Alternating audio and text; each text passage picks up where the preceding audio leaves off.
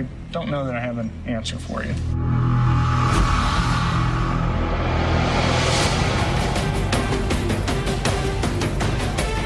So now that we've seen one of the actual gun batteries, it's time to start running some tests to see if we can replicate the photo. I think in the desert, we have plenty of room to do our tests.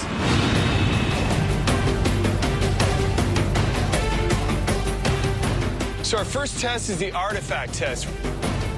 An artifact is actually an optical illusion. Some people theorize that in this particular photo, what was happening is these searchlights are combining to create what looks like a solid object in the sky when there really wasn't one. It'd be really cool, once we get our lights up, to see if we can create that same looking solid object when there's really no object at all. And we want to do 2,000 feet in altitude. We can set up our lights in a half circle, 2,000 feet out. When we angle our beams properly, I think we're going to be able to converge right above this point. We need to get the lights out and set before we get started. I got the lights in the truck. Okay.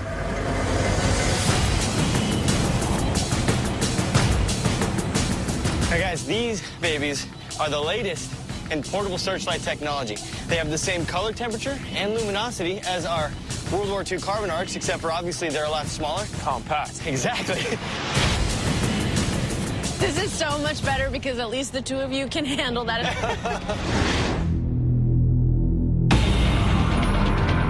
All right, guys, got that one in place. Let's move on to the next one.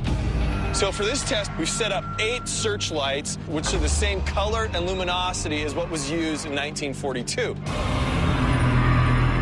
We're going to see if we can actually create an artifact of a solid object which could explain what was seen in the photo. The original camera used for the photograph in the Battle of LA was a Graflex speed graphic. This is the modern day equivalent. What we've done is attached a self-developing film pack to the back of it, which can develop a 4x5 print within 60 seconds. All right, JL, I'm in position. Okay, we're set when you are. And 3, 2, 1. Illuminate artifact.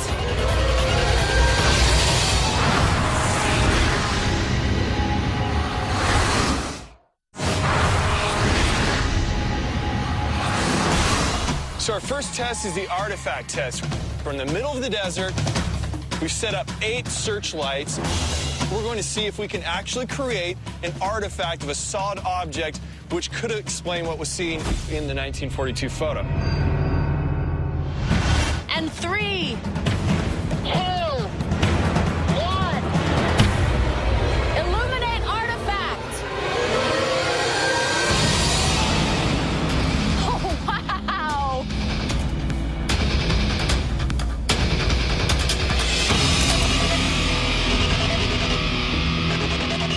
Okay. Hey, guys. Hey, guys. Wow, look at that. Yeah, it looks pretty cool, huh? It looks like a giant bouquet of lightsabers. Pretty good.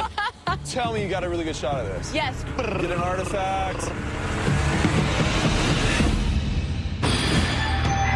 Wow. That is definitely brighter in the center. However, it's really nothing quite like that almost disc-like shape we're seeing in the 42 photograph. And an obvious thing is the beams are going right through our artifact and continuing on. Or maybe it's because of the flak. Yeah, there's all kinds of flak in the sky, anti-aircraft shells detonating around the convergence point. That's why the beams in the original photo are stopping. I would love to shoot some anti-aircraft artillery, but of course, FAA won't allow that. So let's reduce the scale, which means to keep the same angles, we're gonna have to move the lights all in as well. So we bring everything in closer, we bring our artifact lower, and then we shoot And then we it. have a war from 1942. You guys ready?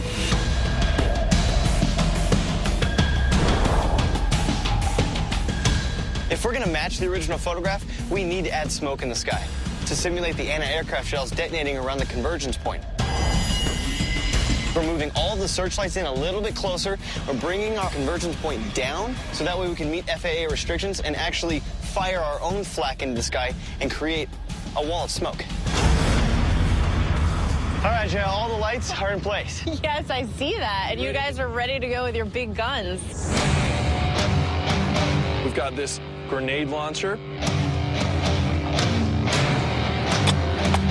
And we have the shotgun with shooting bird bombs. So this is going to put that smoke up in the sky, and it'll give us a more defined artifact in the middle. All right, good luck, guys.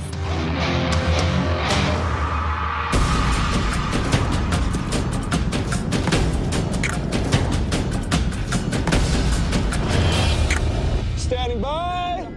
And 3, 2,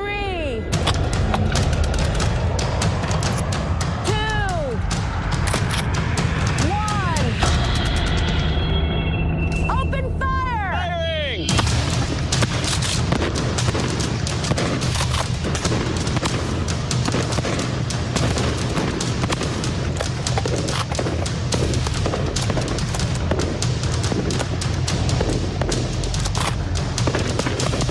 Ceasefire. Ceasefire. Let's see. It captured how every bright those single are. one of those explosions. But we do still have that problem where the beams of light are passing through the point. You're right, the lights pass right through. Guys, as you know, in 1983, the Air Force's explanation was that this was a weather balloon. We need to put this to the test to see if it's even possible such an object would make, an artifact like we're seeing here. A weather balloon could potentially stop those beams right at the convergence point rather than having them push through. That on top of some smoke in the sky? We need more war. Yes, next test.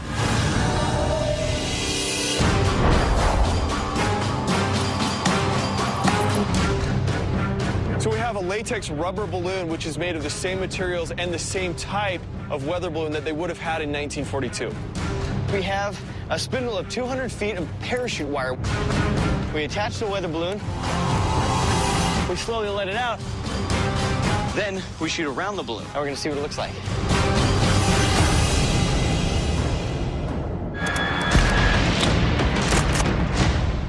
All right, Jael, we are loaded and we are ready. Copy that. I'm going to count you down. And 3, 2, 1, fire!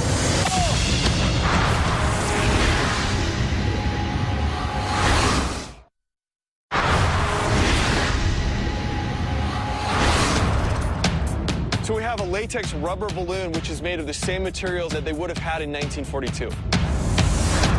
We slowly let it out. And then we shoot around the balloon. And we're going to see what it looks like. And 3, 2, 1, fire!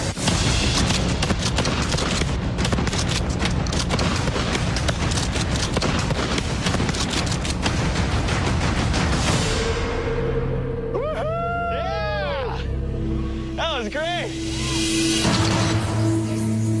The weather balloon is just completely glowing. Yeah, you know what else I love about this, guys? The smoke and the balloon, it seems to actually have stopped some of those beams from going through. There are a faint couple that are still pushing through there, but it's better. The question is, how did these guys not get this thing down after 1,440 rounds of fire? Let's say they hit it with at least one bullet. How long did it take for it to come down? Well, I think that we should just shoot this thing and see what happens. You want to see my true marksmanship now, is what you're saying. Yes. You want to see what I can do. Yes. Okay. So our weather balloon test confirms that the combination of searchlights, smoke, and an 8-foot weather balloon come a lot closer to matching the original photograph. However, those lights that were not blocked by that balloon continued right on through the convergence point. Therefore, it wasn't an exact match. Our World War II experts said that of the 1,440 rounds that were shot that night, the majority were .50 caliber. I'm going to take a .50 caliber machine gun, and I'm going to shoot at this weather balloon to see what happens and how fast it will come down. my. Oh my God, look at this thing. This is an actual 50 caliber machine gun. The same type that was used in 1942.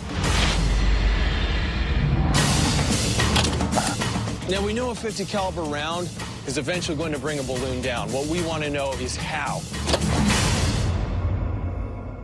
This is Howard, he's our weapons specialist, and what we've done is mounted this on this lift, and I'll be taking this up 50 feet in the air, shooting from about 600 feet away, and we'll see what happens.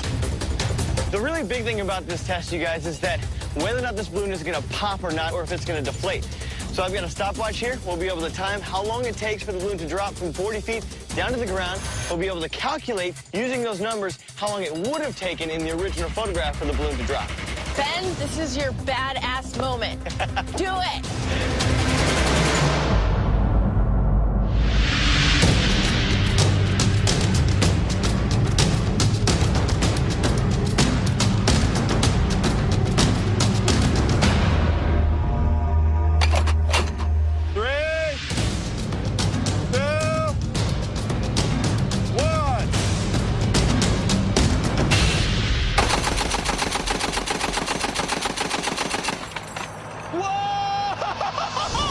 Coming up on Fact or Faked Paranormal Files. Maybe this was a UFO. Yes. The Queen Mary is considered one of the most haunted locations in the world. Phantom.